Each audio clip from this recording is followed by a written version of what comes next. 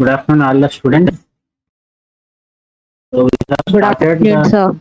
concept of operator overloading, and in yesterday's class we discussed how we can overload the arithmetic operator, that is the binary addition operator.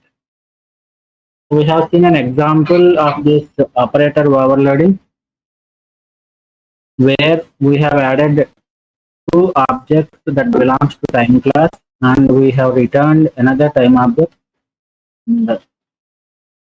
This is how we have overloaded the addition operator. We have tried one example to add two complex numbers where we were stuck up in the last statement. Right? So, I resolve that issue and let us try that example again. Please be active and participate in this. What is the first statement you have tried? Can you see the screen? Online computer. Yes, sir. Ash include Yes, IO sir. stream.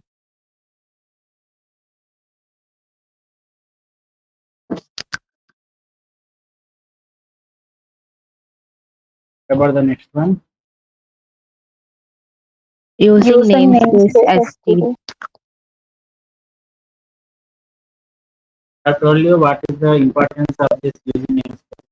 Without carrying this statement, you have to write the cout and cin statement with the std followed by scope resolution operator and then followed by the. Now we define the class. What is the class name? Class complex. Complex.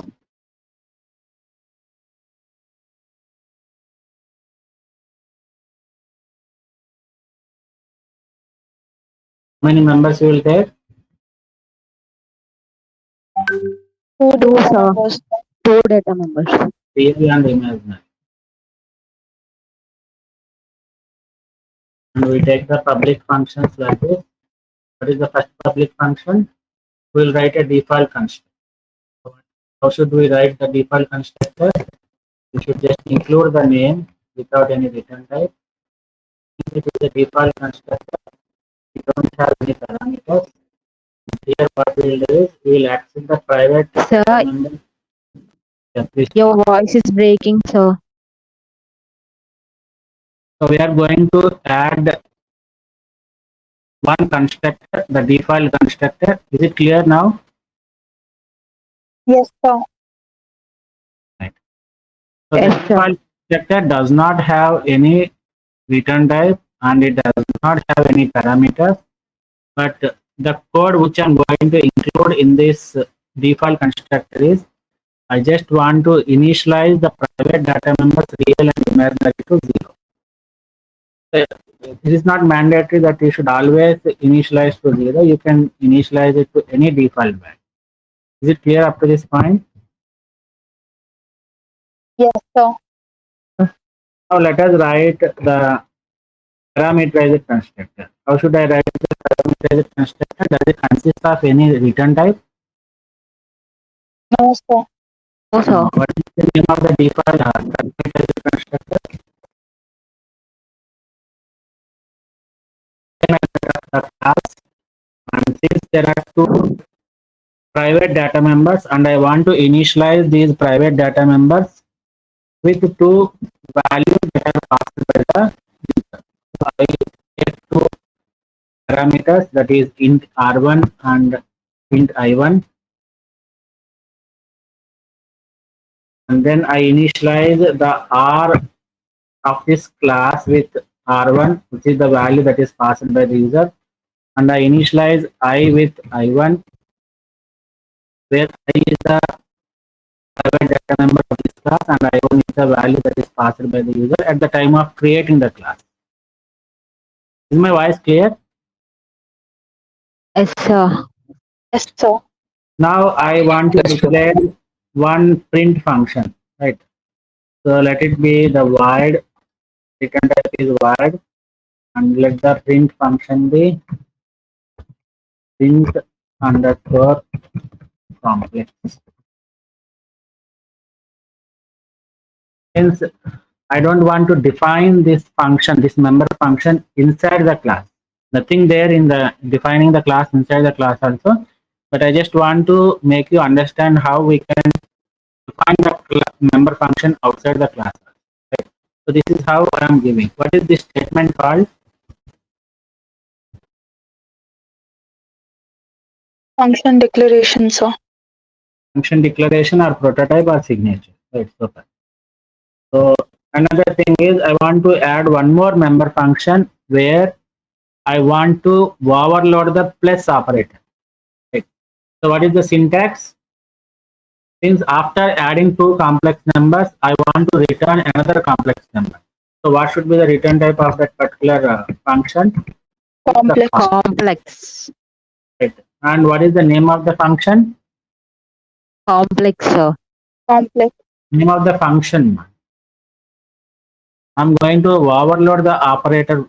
Operator, keyword, Operator and plus. So you Plus, should sir. use a keyword called operator followed by what symbol you want to it. And even though we are making use of or we are overloading the binary operator, as I told that the left operand of the operator will be taken automatically by the compiler, and we need to pass only one operand, that is the right operand should be passed to the function. Right. So here I should take the second complex number. Since it is a declaration, there is no need to declare the variable. Is it clear up to this point? yes, sir. Yes, sir. Right. Now I end this class with the semicolon. Now I am ready with my class definition. Right. But what we are pending with is we are pending with these two functions definition. I should define the functions outside the class. So while you define the function outside the class, what is the syntax? What is the first word you have to use? Let us define this Return function. type, sir. Print complex. Return type, right? So I should write what is the return type of print complex? Complex, sir. Complex. Void, sir. Void, Right. sir. So I just write the same signature that is given inside the class, right? But I should tell the compiler that this particular print complex is a function, is a member function of the class complex. So I should add this statement. Complex is the complex, it is the class name, and followed by the scope resolution operator, followed by the function. Right. This is how we define the function outside the class. Nothing more. Now what should I do? Here I just print the values of real and imaginary. The real part is equal to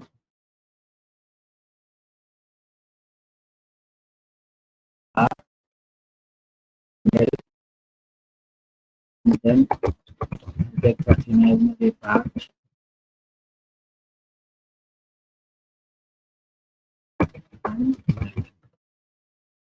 A single state. So I will get the value as real is equal to some x, some 2 or 3, whatever value it may be, and then in the next line I will get imaginary is equal to imaginary. Is it clear up to this point? Yes, sir. Yes, sir. Now the task of operator overloading. How we define the operator function outside the class. It remains as it is, right? So the first thing should be the return type, which is complex, and you write the signature as it is. So that will be convenient for you. This is how you have given the signature, but here since you are defining it, you have to give the variable. Let us take it as complex. But I should tell the Class name compiler and that scope resolution. yes. But I should tell the compiler this operator function belongs to complex class. That is done by using the scope resolution operator on the class.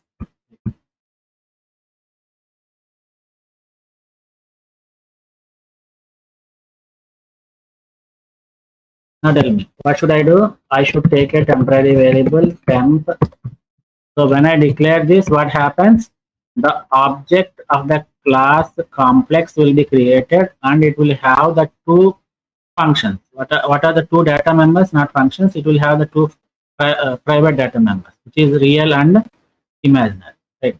So whatever you want to dump, just take it. So I am adding R plus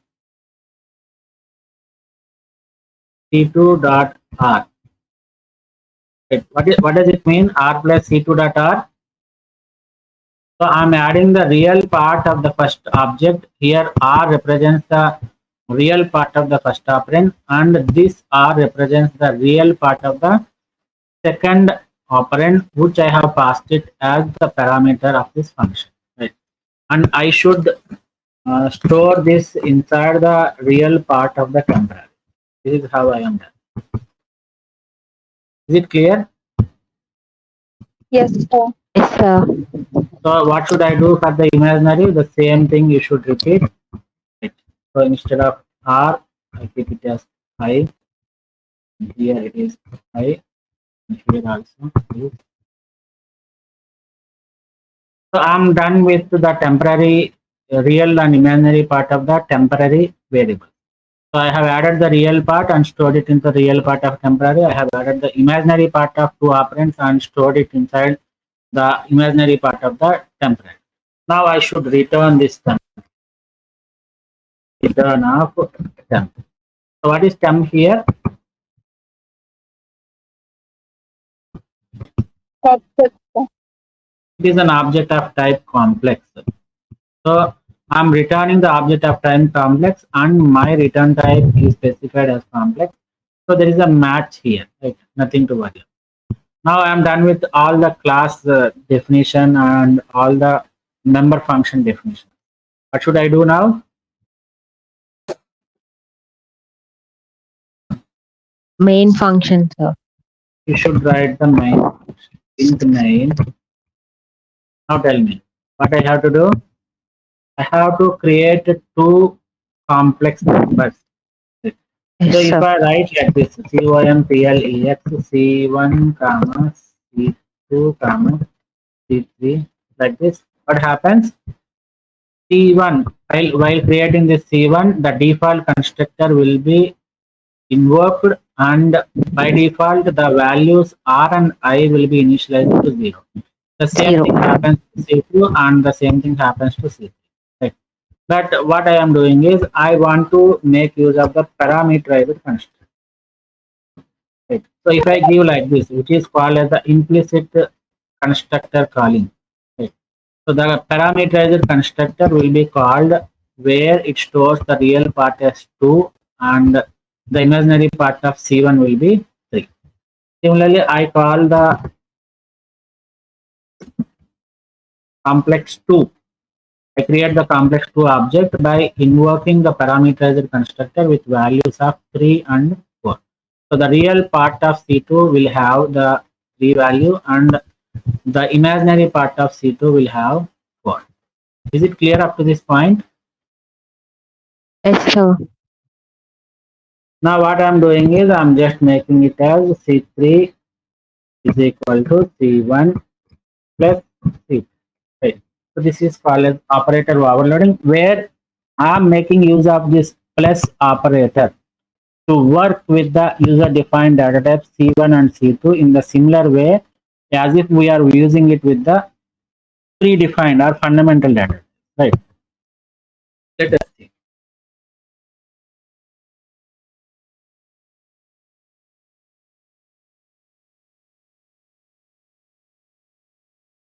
Let us print these values.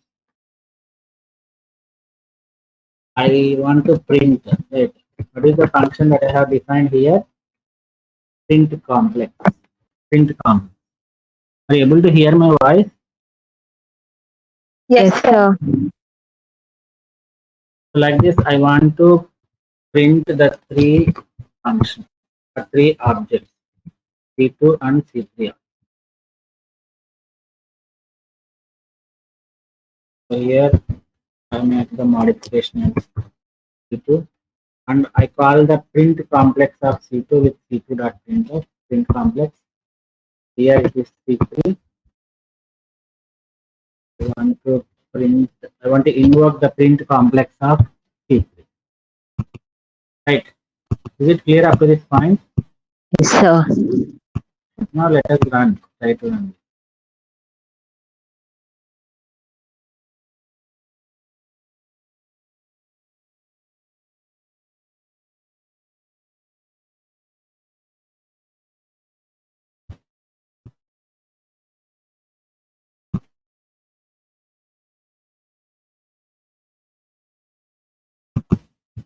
See here.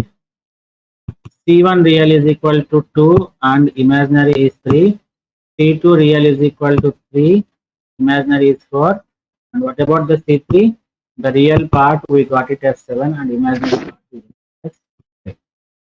The real part we got it as 5 and imaginary we got it as 7. Is it correct or not? Yes, sir.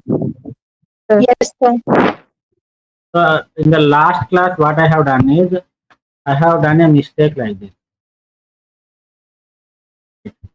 So since the right hand part of this less than symbol is an object, it is expecting a operator overloading of less than symbol. Right? So instead of doing that, we can directly call the function print complex with the object name as c1.print. Is it clear? Yes, sir. Yes, sir. Right. Now Sir. let us go with an extension part where can we add 3 numbers? That means I want to store the result of C1 plus C2 plus C3 in C4. Can we do it or do we get any error? Any We wild can guess? do, sir. We can do, nothing wrong in it, right? So let me Yes, extend sir. this also. Let me take the C3 as 4 and 5. Now tell me what will be the result of C4? It will be 3, 2, real part of C4 will be 2 plus 3 plus 4. That is 9. And what about the imaginary part of C4? Well, 12, sir. 12. Okay, right. So let us check whether it is accepting or not. C4 is equal to C1 plus C2 plus copy this.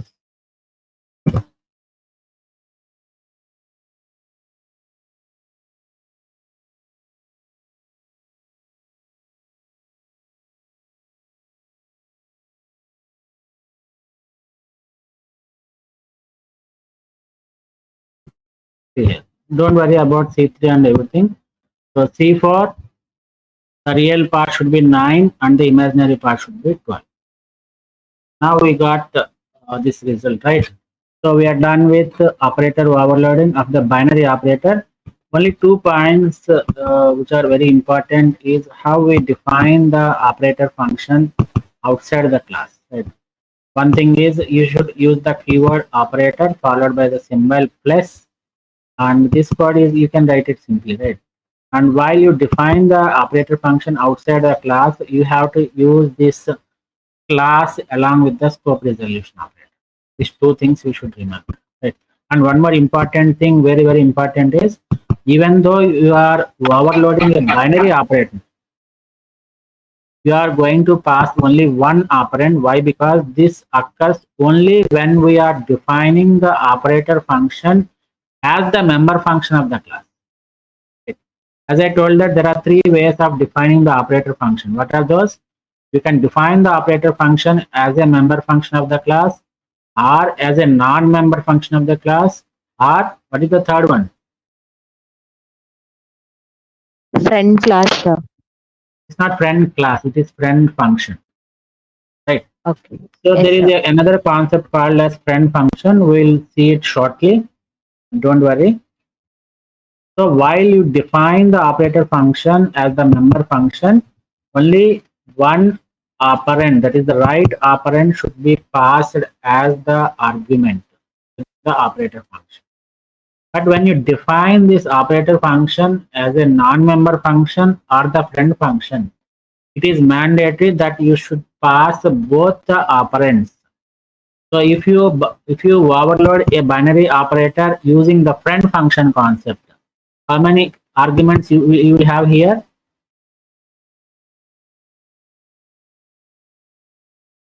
One argument, sir. No, listen carefully. Listen my question carefully.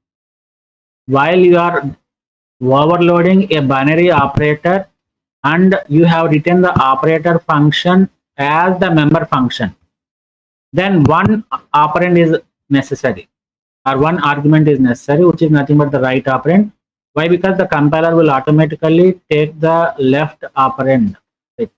But when you define an operator function, and when it is the case of overloading a binary operator, and when you are defining the operator function as the friend function of the class, it is mandatory that you should pass the two arguments.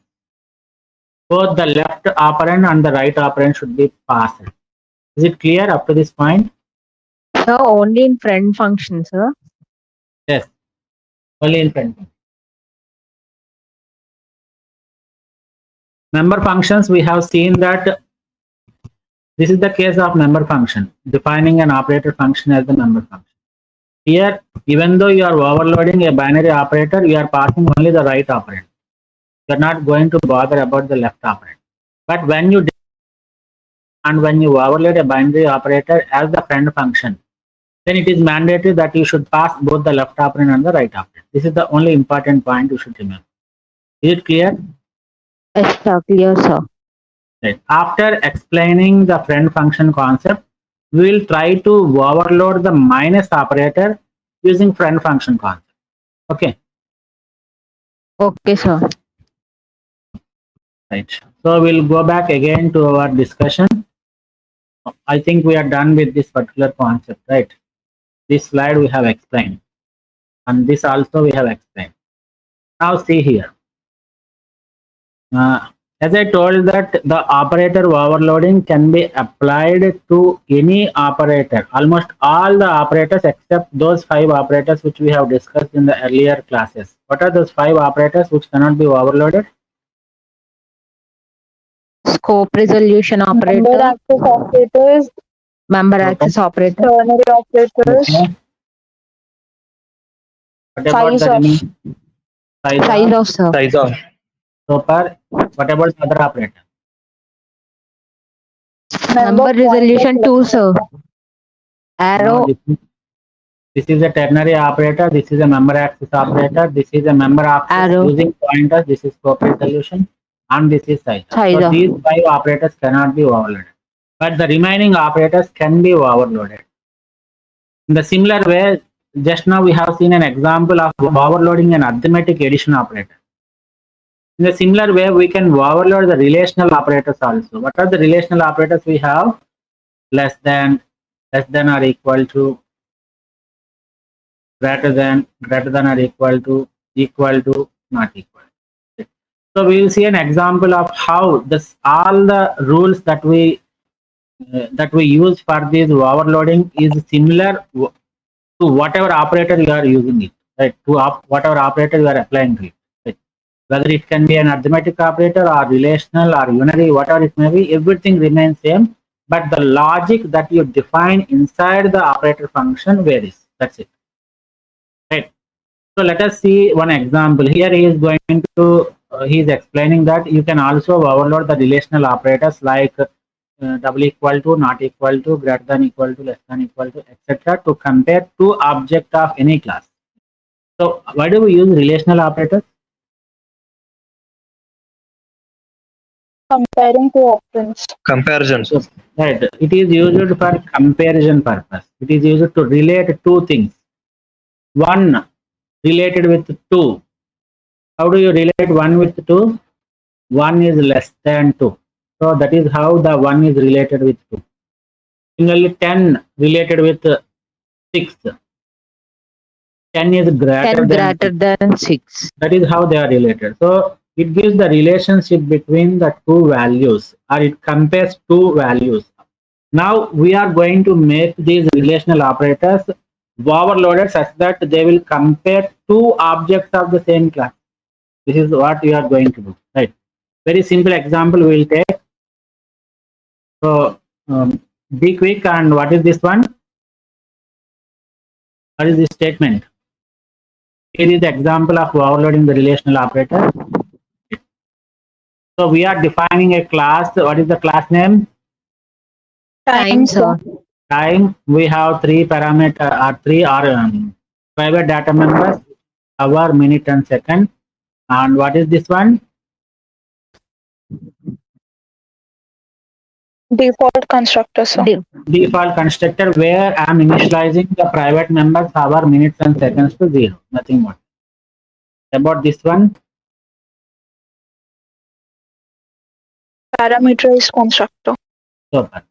So why I'm repeating all these things is you should remember these things whenever you are going to the class itself. No need to revise the things. Right?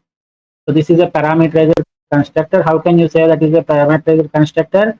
Why? Because the function name is having the name similar to that of the class name. Therefore, I assume that this is a constructor.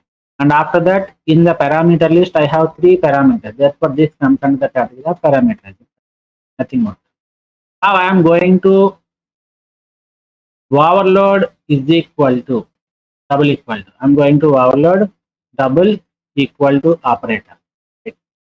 So here is how he is making use of the friend function. Right. We'll see what friend function is in the coming slides. Don't worry. But remember one point. Remember two important points. Two, not one. There are two important points regarding the friend function. Listen. So a friend function is a function which is used to access the private members of the class. Right. What do you mean by private? It cannot be accessed outside the class. Super. So those member functions or members cannot be accessed outside the class. Right. Nobody can access outside the class. But we have only one option when you want to access the private members of the class. They can be accessed by two members, right? By two things. One is either we can access the private members by the functions which are defined inside the class itself. So whatever member functions are there for that particular class, those member functions can access them directly. For example, if you take this parameterized constructor, is it a member function of this class or not? Yes, sir. Yes, sir. Now tell me, what is this HR, MIN, SEC? Are they not the private members of this class? Yes, sir. Yes. Yes, sir. So it is clear that the member functions of the class can access the private data members of that class, of the same class. Now there is another option to access the private data members. Those are, that is nothing but a friend function, right? So if somebody asks you a question like this, who are all the members that can access the private data of a particular class? There are only two answers. There are two options. One is the member functions and the second one is the friend function. Is it clear? Yes, sir. Yes, sir. So friend function is exclusively used to access the private members of the class. Sir, what is there in it, a friend function? Since you are defining, see here, there is a lot of difference here. Right. What is this one? Is it a declaration or definition? Declaration, sir. Declaration, sir. Right. See here, very important point. You will tell the answer. So here I am declaring the function, which is a friend function. Let us forget about how we are going to define or declare the friend function. Let us forget for this particular point of time. But we know that this is a friend function that is declared inside the class, right? But where is the definition I have given here? Is it inside the class or outside the class? Outside the class, sir. Outside the class, Outside sir. the class. Right.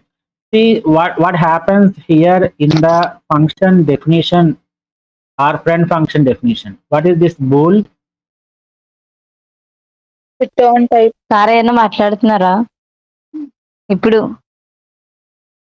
ఇప్పుడే ఇప్పుడు silent గా ఉందా class? సారా ఏం చెప్తున్నారా?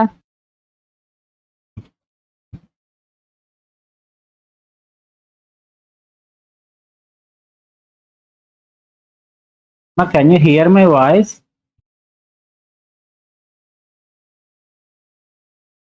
Yes, sir. Yes sir. Then why Yes, that sir. girl is, then why that girl is shouting like that? Who is she?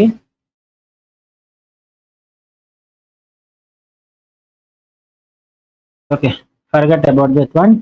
Listen. So what is this bool here? Return type. Super. It is a return type. Bool means either it returns true or false. That's it. Right. So what is this operator double equal to? Relational operators sir. Yes. This operator double equal to says that this is an operator function and I am going to overload the relational operator double equal to. Is it right or not? And how many parameters it is accepting? 2 sir. 2 parameters, right? Since you are going to compare two time objects, T1 is one object and T2 is another object. Since you are going to compare two time objects, I am taking 2 parameters, right? But if I implement this operator function using the member functions, how many parameters that I should take? One parameter, sir. One Only parameter, sir. Right. Even though the double equal to is a binary operator, since you define it as the member function, you have to take only the right operand as the parameter. But since we are defining this member function or operator function, even though double equal to is a binary operator, since we are defining outside the class and as a friend function, it should accept 2 parameters. So T1 is the left operand and T2 is the right operand. This is one important difference you should remember. Is it clear up to this point? Yes, sir. Right. Yes, sir. Now let us see. Do you observe any difference here at this point? Right. So there is a statement like this. So whenever you define a function outside the class, you should tell the compiler that this function belongs to a particular class. That is done by making use of scope resolution operator and the class name, right? So that is done by like this, time and the scope resolution operator. Is it right or not? Yes sir. But Yes, sir. here you can observe that I didn't use this scope resolution operator. Even though I am defining the operator function outside the class, I am not telling the compiler that this function belongs to this class. Here you can observe a important point that the friend functions are not considered as the member functions of the class. Is it clear? Yes, sir. Yes sir. So remember, this is very important point. The friend functions are not the member functions of the class. Even though you give the declaration inside the class, this is the declaration I have declared inside the class. Even though you declare inside the class, remember that the friend functions are never become the member functions of the class. Is it clear? Yes. Yes sir. Right. So 3 important points regarding the friend functions we have declared is, first one is why they are used. Can anybody tell me? To access private members, sir. To access. Super. To access the private data. Right. And what is the second one? Second important point. So how many operands or how many arguments are there if you overload a binary operator? 2 sir.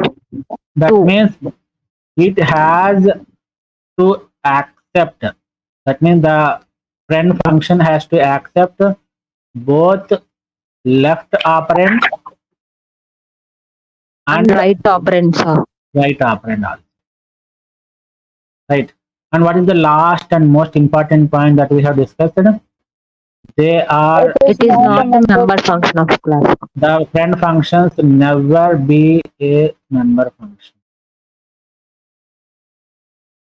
So that is the reason why we are not going to tell the compiler that this particular function belongs to this class.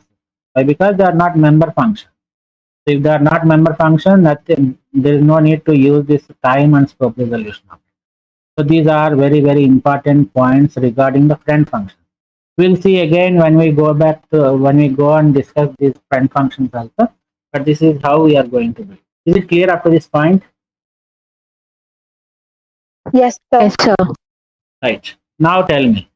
Here I just want to return the value t1.hr. What does this mean?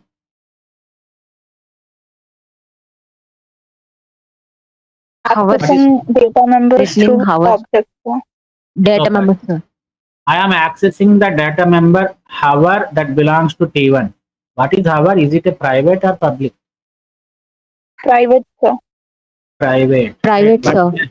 but then I am able to access it by using the friend function. Why? Because I have defined it as friend. Right. And if it is equal to t2.hr, this is a logical and if t1.minute double equal to t2.minute and t1.second double equal to t2.second, then I'm just returning this one. That means if this is true, it will return some positive value. If this is also true, it will return positive. Positive means nothing but 1, right? And if this is true, it will return positive value. If all these conditions are true, you know the truth table of double AND, right? Logical AND. Yes, sir. Yes, We have sir. two operands 0 0, the result will be 0 0 1 0 1 0. It is, what is the result of 1 0? 0, sir. 1, sir. Super, 0 1 1 will be 1, right? So the logical AND will be true. The result of two operands will be true if and only if both the operands are true. For example, if I get like this, that means the hours of T1 and T2 are equal and the seconds of T1 and T2 are equal, but the minutes are different. So here I get the value of 1 at this condition, and at this condition I get 0, and at this condition I get 1. So what is the total result?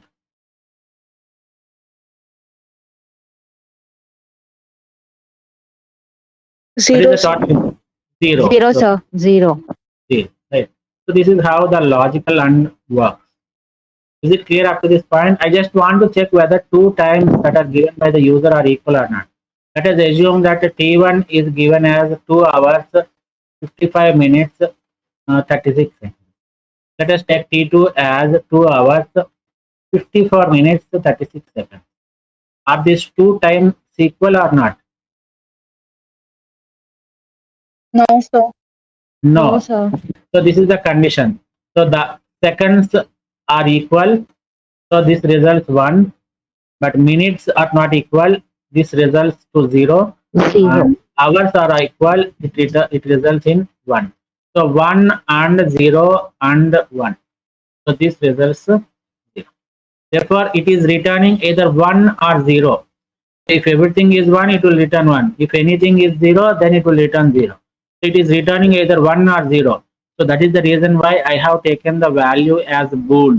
So bool returns either 0 or 1. Is it clear? Yes, Yes, sir. Yes, sir. Now going to the main part, we have defined two objects T1 and T2. T1 and T2. And I have initialized the values of hour, minutes and second of T1 with 3, 15 and 45 respectively.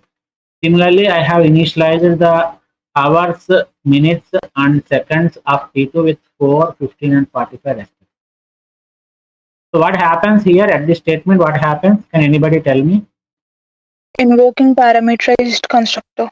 Super, right? It is going to create an object, and when it is creating an object, it is going to invoke the parameterized constructor, and there it is initializing the values of hour, minute, and second of T1 with 3, 15, and 45 respectively. Same thing happens. What is this one? Here is the statement where we are using the overloaded operator.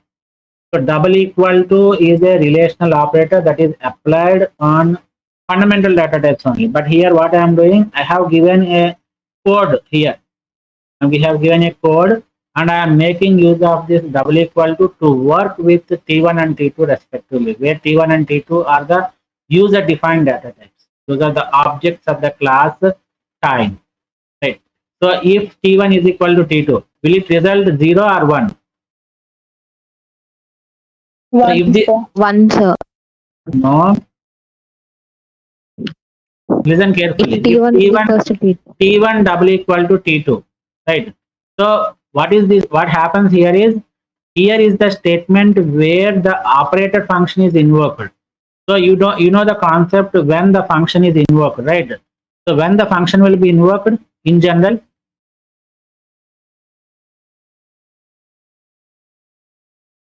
when the function will be invoked. If you know, you please tell yes or otherwise I don't know, so that I can proceed. When the function will be invoked,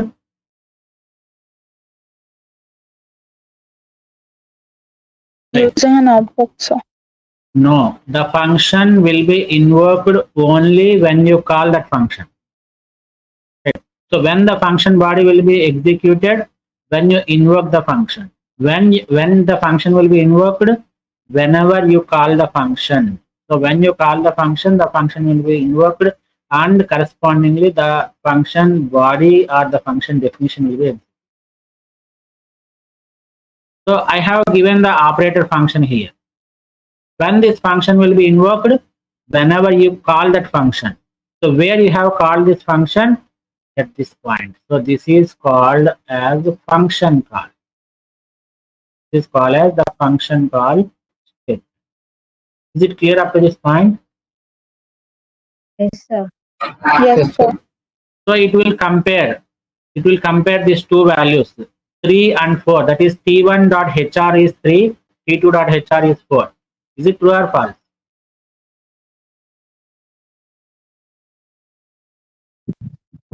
False, sir. False, right?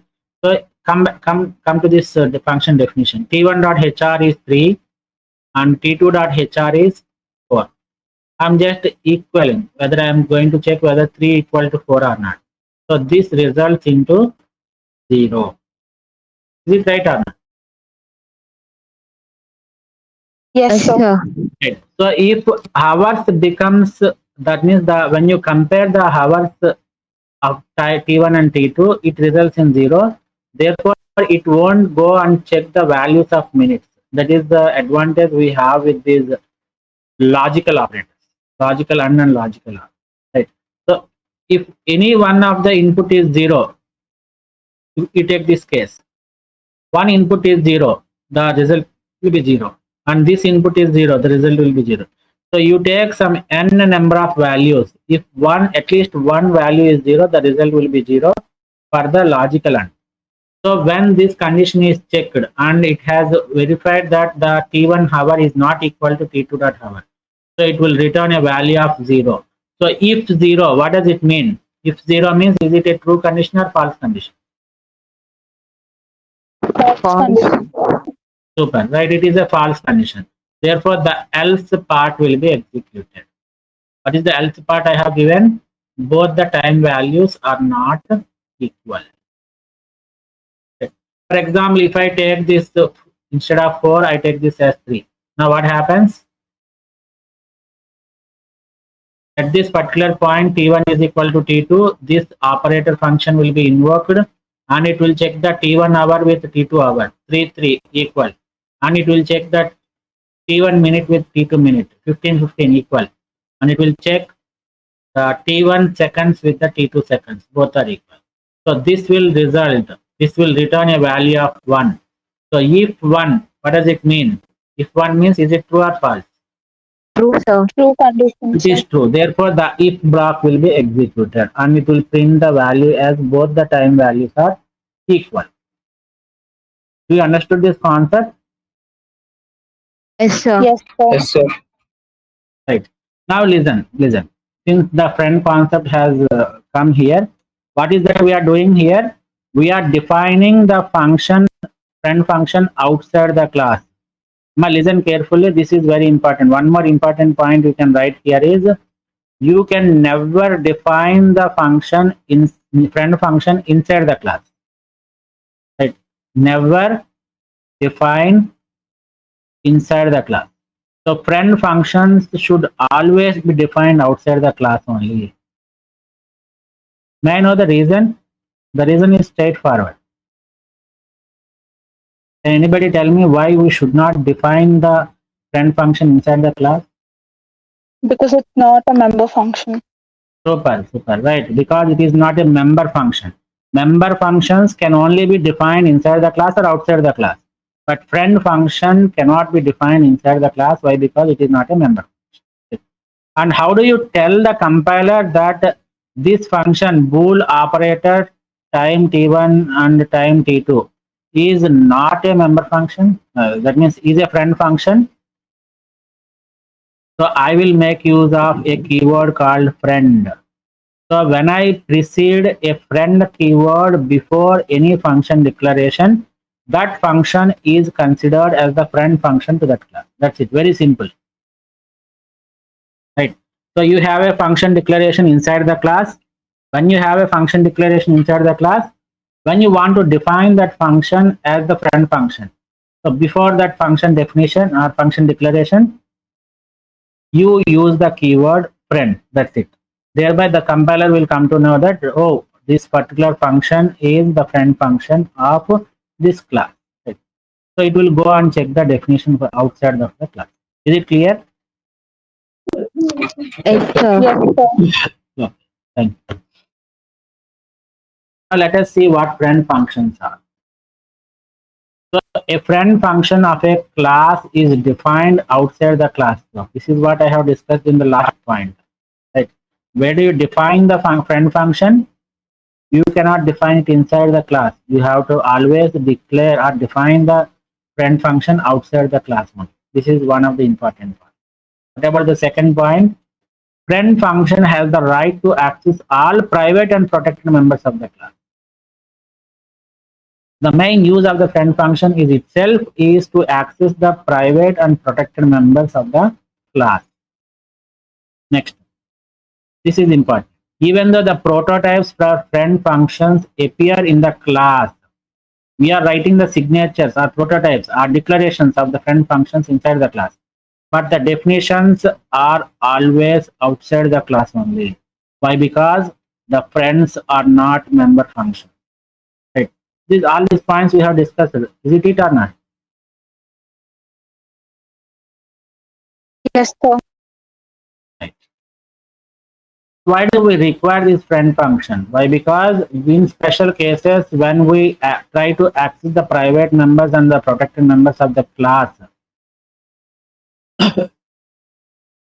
directly without using the object of that class, then these particular friend functions are used. And the second usage of these friend functions is they are used in operator overloading. Just now we have seen an example of how we can use the friend function to implement the operator overload. Is it clear? Yes, sir. Clear.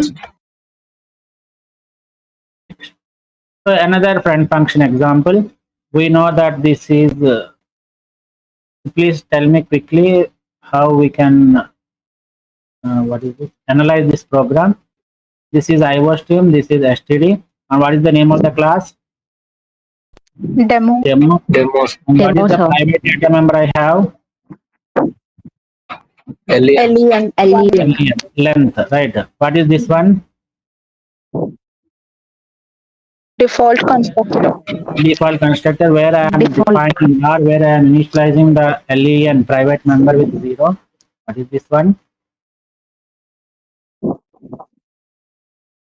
Parameterized constructor. Parameterized constructor, where I am initializing the LEN with L, where L is the value that is given by the user. Right. Now here, what is this statement here from here to here? This is just a function declaration, right? Void increase demo ampersand of d. What is this void? Return type, sir. return type. Increase is the name of the function. Demo is the name of the class. And you can observe here that whenever you are using the friend functions, you are using the reference. Right? You are using the reference. What is this ampersand symbol? Reference. Which is nothing but reference. So you are passing the reference to the object, where D is the object of demo, right? So friend functions always makes use of references. You cannot make use of values with respect to friend function. This is another important point you should get. Now I declare this function and I have preceded it with a friend statement or friend keyword. Therefore, the compiler will treat this increase function as the friend function of this class. Therefore, it will allow this particular increase function to access the private members directly, right? And there is another function called void print. Is it a friend function or the member function? Friend function. Print, I am asking about print. Is it a member function or friend function? Member function, sir. Member function, sir. It is a member function, right? So I have ended my class here and I am writing the definitions of this print and increase. So this is the definition of the print. So since it is a member function, I have to tell the compiler that this particular function belongs to the class demo. So I should write like this: demo followed by scope resolution. I'm just printing it. Cout length is len. That's it. Okay. Now listen. This is the definition of the friend function. Right. I have used the return type. I have used the name of the function, and I have used the class name, which is the object, and I am passing the reference to the object. I never mentioned to which class this belongs. Because this is not a member function. This is a friend function of the class. And I already given information to the compiler that this word increase is a friend function of the class demo. Right. So there is nothing to say to the compiler again and again that this increase function is a friend function that belongs to this class demo. Right. That is the reason why we are not making use of demo and scope resolution operator. So here what I am doing is I am just increasing the value of the user given value to 10. That's it. So d.len is equal to d.len plus 10. If user gives 5, the result will be 15. If user gives 10, the result will be 20. That's it. So I have written my demo function, main function here. What is this statement?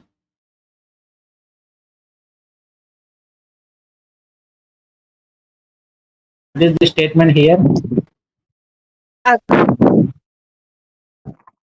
Right. Here I am creating an object and I am also initializing and I am also invoking the parameterized function.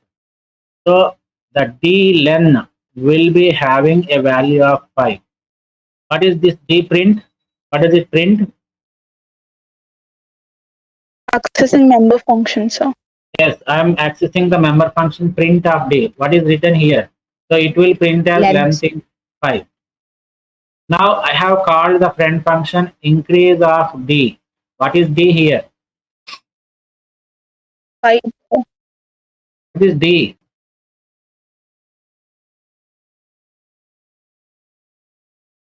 What is what? Increase of d. D is nothing but an object of demo. Object, sir. Object of demo. Object, right? So when I call this, the entire object is passed and I am accessing the length and I am increasing the length value with 10. Therefore here it will access this 5. 5 plus 10 is again stored inside this d length. Now if I print this function again or I invoke the function print, what happens here? It will print the statement like length is, what is that value? What is the value of length now? 15, sir. 15, sir. So this is how the friend functions are used. Is it clear? Yes, sir.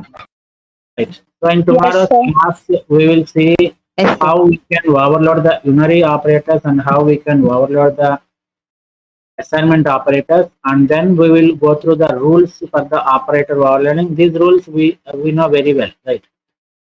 And then we will conclude the concept of operator overloading. And in the next class, in the next week, we'll start the concept of inheritance with a fresh mind. Right? So this is all about our today's session. Thank you one and all.